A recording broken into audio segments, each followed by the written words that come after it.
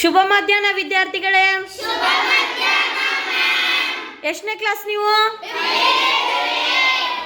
ಇವತ್ತು ನಾವು ಪರಿಸರ ಅಧ್ಯಯನದಲ್ಲಿ ಬರುವಂತಹ ಬಾನಂಗಳ ಪಾಠದ 1 ಅಂಕದ ಪ್ರಶ್ನೆಗಳನ್ನು ನೋಡೋಣವೇ?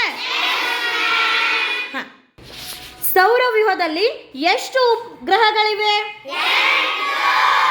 ಸೌರವ್ಯೂಹದಲ್ಲಿ ಎಷ್ಟು ಉಪಗ್ರಹಗಳಿವೆ? ಸೌರವ್ಯೂಹದಲ್ಲಿ 9ನೇ ಗ್ರಹ ಯಾವುದು? ಪ್ಲೂಟೋ ಗ್ರಹವನ್ನ ಡ್ಯಾಶ್ ಗ್ರಹ ಎಂದು ಕರೆಯುತ್ತಾರೆ. ಕುಬ್ಜ ಗ್ರಹವನ್ನು ಡ್ಯಾಶ್ ನಲ್ಲಿ ಸೌರವ್ಯೂಹಗಳ ಪಟ್ಟಿಯಿಂದ ತೆಗೆದುಹಾಕಲಾಗಿದೆ. ಸೂರ್ಯನಿಗೆ ಹತ್ತಿರವಾದ ಗ್ರಹ? ಕಂದು ಬಣ್ಣದಿಂದ ಕೂಡಿದ ಗ್ರಹ? ಡ್ಯಾಶ್ ಗ್ರಹಗಳಿಗಿಂತಲೂ ಕಡಿಮೆ ಅವಧಿಯನ್ನ ತೆಗೆದು ಸೂರ್ಯನನ್ನ ಸುತ್ತುವಂತ ಗ್ರಹ ಯಾವುದು? ಸೂರ್ಯನಿಂದ 2ನೇ ಸ್ಥಾನದಲ್ಲಿರುವ ಗ್ರಹ ಯಾವುದು? ಭೂಮಿಗಿಂತ ಸ್ವಲ್ಪ ಚಿಕ್ಕದಾಗಿರುವ ಗ್ರಹ ಯಾವುದು? ಅತ್ಯಂತ ಪ್ರಕಾಶಮಾನವಾದ ಗ್ರಹ ಯಾವುದು? ಬೆಳ್ಳಿ ಚುಕ್ಕಿ, ಬೆಳಗಿನ ಚುಕ್ಕಿ, ಸಂಜೆಯ ಚುಕ್ಕಿ ಎಂದು ಕರೆಸಿಕೊಳ್ಳುವ ಗ್ರಹ ಯಾವುದು? ಜೀವಿಗಳನ್ನು ಹೊಂದಿರುವ ಏಕೈಕ ಗ್ರಹ ಯಾವುದು?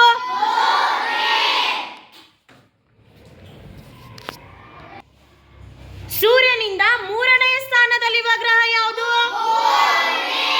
ನಮ್ಮ ಆವಾಸ ಸ್ಥಾನ ಯಾವುದು? ಸೂರ್ಯನಿಂದ 4ನೇ ಸ್ಥಾನದಲ್ಲಿರುವ ಗ್ರಹ ಯಾವುದು? ಅಂಗಾರಕ ಗ್ರಹ ಎಂದು ಯಾವ ಗ್ರಹವನ್ನ ಕರೆಯುತ್ತಾರೆ? ಮಂಗಳ ಗ್ರಹವನ್ನ ಡ್ಯಾಶ್ ಗ್ರಹ ಎಂದು ಕರೆಯುತ್ತಾರೆ. ಮರುಭೂಮಿಯಂತೆ ಕಾಣಿಸಿಕೊಳ್ಳುವ ಗ್ರಹ ಯಾವುದು? ಸೂರ್ಯನಿಂದ 5ನೇ ಸ್ಥಾನದಲ್ಲಿರುವ ಗ್ರಹ ಯಾವುದು? ಅತ್ಯಂತ ದೊಡ್ಡ ಗ್ರಹ ಯಾವುದು? ಡ್ಯಾಶ್ ಗ್ರಹವನ್ನ ಕೆಂಪು ಮಚ್ಚ ಗ್ರಹ ಎಂದು ಕರೆಯುತ್ತಾರೆ. ಬೃಹಸ್ಪತಿ ಎಂದು ಯಾವ ಗ್ರಹವನ್ನ ಕರೆಯುತ್ತಾರೆ? ಸೂರ್ಯನಿಂದ 6ನೇ ಸ್ಥಾನದಲ್ಲಿರುವ ಗ್ರಹ ಯಾವುದು? ಸೂರ್ಯನಿಂದ 6ನೇ ಸ್ಥಾನದಲ್ಲಿರುವ ಗ್ರಹ ಯಾವುದು? ಬಹಳ ಸುಂದರವಾದ ಗ್ರಹ ಯಾವುದು? ಉಂಗುರಗಳನ್ನು ಹೊಂದಿರುವಂತಹ ಗ್ರಹ ಯಾವುದು? ಸೂರ್ಯನಿಂದ 7ನೇ ಸ್ಥಾನದಲ್ಲಿರುವ ಗ್ರಹ ಯಾವುದು? ನೀಲಿ ಮತ್ತು ಹಸಿರು ಬಣ್ಣದ ಗ್ರಹ ಯಾವುದು? ಸೂರ್ಯನಿಂದ ಅತಿ ದೂರದಲ್ಲಿರುವ ಗ್ರಹ ಯಾವುದು? ಅತಿ ಶೀತ ಉಳ್ಳ ಗ್ರಹ ಯಾವುದು? 76 ವರ್ಷಗಳಿಗೊಮ್ಮೆ ಕಾಣಿಸಿಕೊಳ್ಳುವ ಧೂಮಕೇತು ಯಾವುದು? 1986ರಲ್ಲಿ ಕಾಣಿಸಿಕೊಂಡ ಧೂಮಕೇತು ಯಾವುದು? ಚಲನೆಯ ವಿಧಗಳು ಎಷ್ಟು?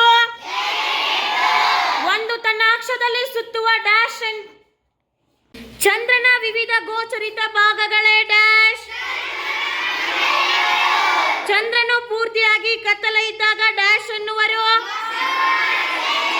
ಚಂದ್ರನು ಪೂರ್ತಿಯಾಗಿ ಬೆಳಕಿನಲ್ಲಿದ್ದಾಗ. ಜಿಯಾಡ್ಗೆ ಮತ್ತೊಂದು ಹೆಸರು?